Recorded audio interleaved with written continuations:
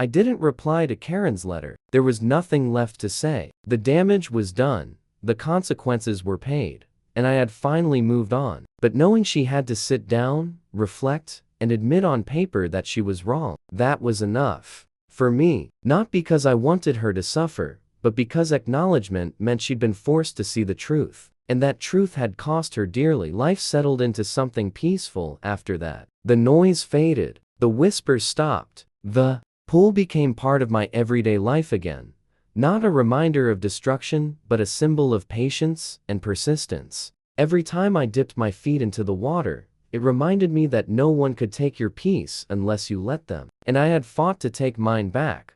One afternoon, I heard a knock at the door. It wasn't a delivery. No cars in the driveway. Just a kid, maybe 11 or 12, standing nervously on the porch. I opened the door gently, unsure of what he wanted. He looked up and said, "Are you the guy with the pool? My mom said you fought that lady who poured cement in it."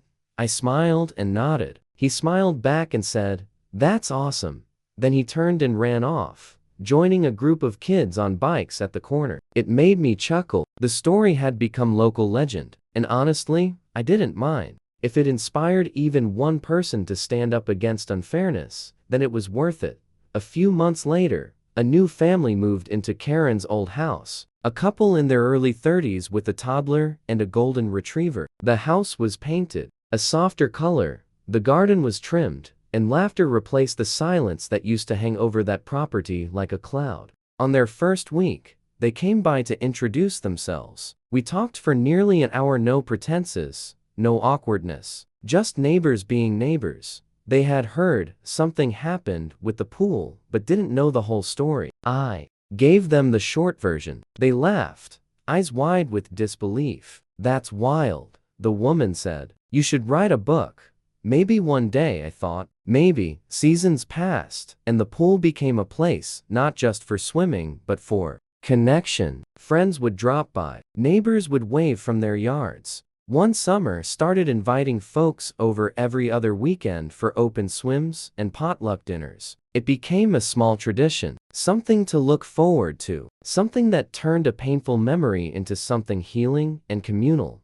The irony wasn't lost on me. What began as an act of cruelty, one woman's need to dominate and destroy, had led to a stronger, warmer, more connected community. I never expected that. All I wanted was my pool back. What I got was so much more. Still, once in a while, I'd glance at that letter from Karen. I kept it tucked away in a drawer, not because I wanted to remember her, but because it reminded me of how far I'd come. It reminded me that even when people try to break you, cover your life with something heavy and cold, like cement, you can always dig your way out. You can rebuild. I thought of how close I'd come to giving up, to letting her win, to writing it all off as an unfair loss. But if I had, she would have kept doing what she'd always done to me, to others. And I would have lost more than a pool. I would have lost self-respect. In some strange way, I hope Karen found peace too. I hope losing control forced her to look inward. Maybe that letter was a first step toward that. Maybe she's somewhere, trying to rebuild her own life too. I don't hate her. Not anymore. I just hope she learned that you can't cement over your problems and pretend they're gone. Because eventually, someone's going to come back, dig it all up, and expose the truth. Years have gone by now, and no one even mentions her name anymore. Kids laugh and splash in the water. I sit by the edge with a cold drink, watching the sun reflect off the surface. The house next door is filled with music and joy. The community feels lighter, stronger. Sometimes, visitors still ask about the pool. Is it true what happened? They say it's wide with curiosity. I nod, smile, and give them the short version. It always gets the same reaction: disbelief, followed by respect. And every time, I finish with the same words. She thought she buried me, but she didn't know I was a seed. Because that's what the whole journey taught me. Some people will try to destroy what you build out of jealousy, pride, or pure meanness. But if you stand firm, stay calm, and fight smart, they end up burying themselves. All you have to do is keep growing. And in the end, that's what I did. I always thought moving into a suburban neighborhood would mean peace, friendly neighbors, and a quiet life. That dream quickly shattered when I met Karen. From the moment I moved in, something about her felt off. It wasn't just her sharp stare or the way she always seemed to peek through her blinds like she was guarding the street. It was the entitlement in her tone, the fake smile she wore when she introduced herself, and the thinly veiled judgment in everything she said. At first, I brushed it off. I mean, every neighborhood has that one difficult person, right? I tried to be polite. I waved when I saw her, even offered her cookies once when I was baking. But the signs were there early on. She'd complain about where I parked my car even though it was on my own driveway. She once left a note telling me to trim my hedges more neatly because they ruined the neighborhood aesthetic. And of course, she always found a way to bring up her position on the HOA board. It was like a badge of power. She wore with pride.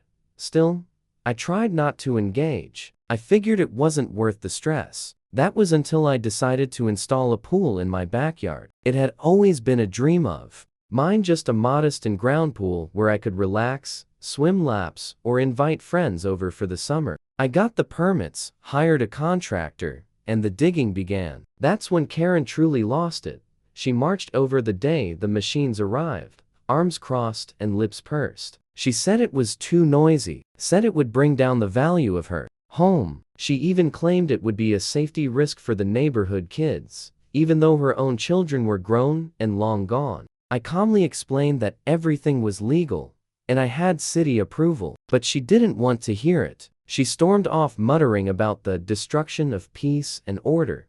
The pool construction took a few weeks. It wasn't easy, but it was exciting. I was there for the finishing touches, the tiles, the lights, the smooth edges. It was beautiful, my little oasis. The first time I dipped my feet in, I felt proud. It was more than a pool. It was proof I could enjoy my space, my property, and my life, no matter what Karen thought.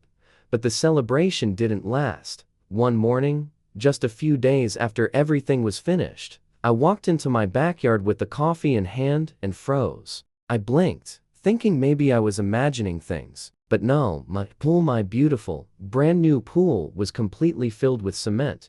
I dropped my mug. My mind couldn't process what I was seeing. The clear blue water was gone. In its place was a solid, gray, ugly slab of dried cement. It was surreal, like a nightmare. My brain raced. Was this some kind of freak accident? A prank? But deep down, I knew exactly who had done it. Karen.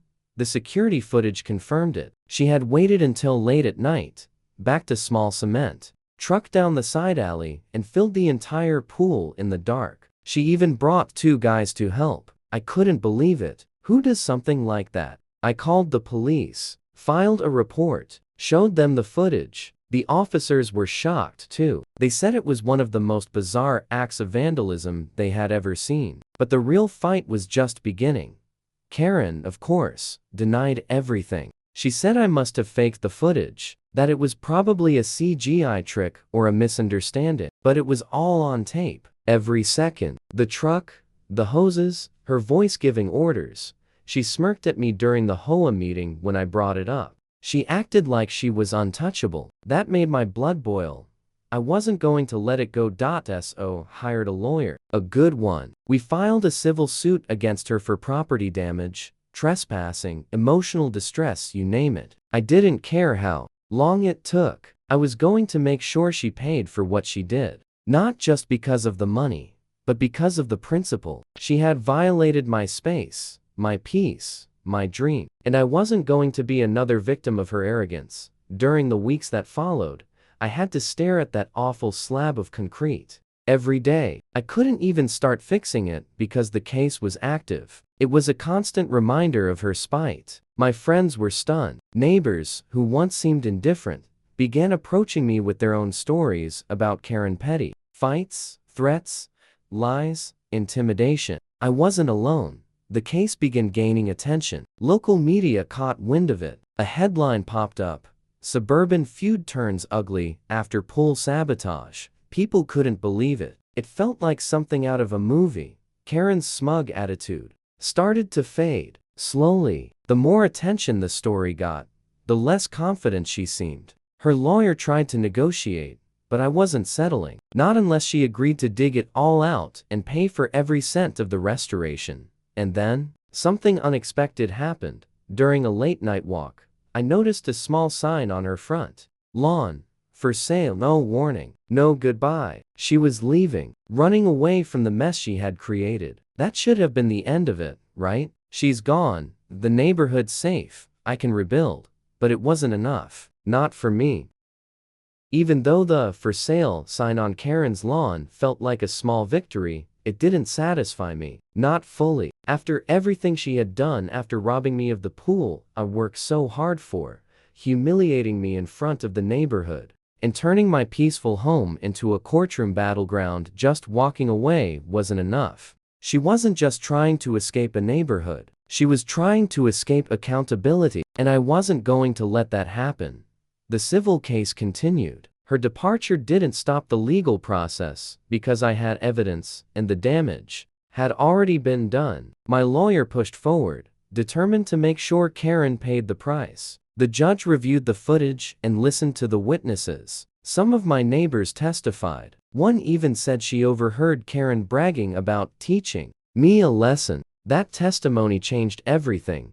Karen was ordered to pay not just for the complete removal of the cement, but also for the full cost of restoring the pool to its original condition. On top of that, the court added punitive damages for trespassing and emotional distress. The total? Over $70,000. And the best part? The judge included a clause she had to hire the workers herself and oversee the digging under court supervision. She couldn't just pay and disappear. At first, she tried to fight it. Her new lawyer tried to get the ruling overturned, but nothing worked. I watched from my window as the first day of removal began. Karen stood awkwardly in her driveway, arms crossed, sunglasses hiding her face, as the workers arrived with jackhammers and excavators. It was loud, it was messy, it was expensive, and it was justice. Every day for nearly 2 weeks, I watched her deal with the mess she created. She had to stand there, in the heat, while her hired crew tore up the cement,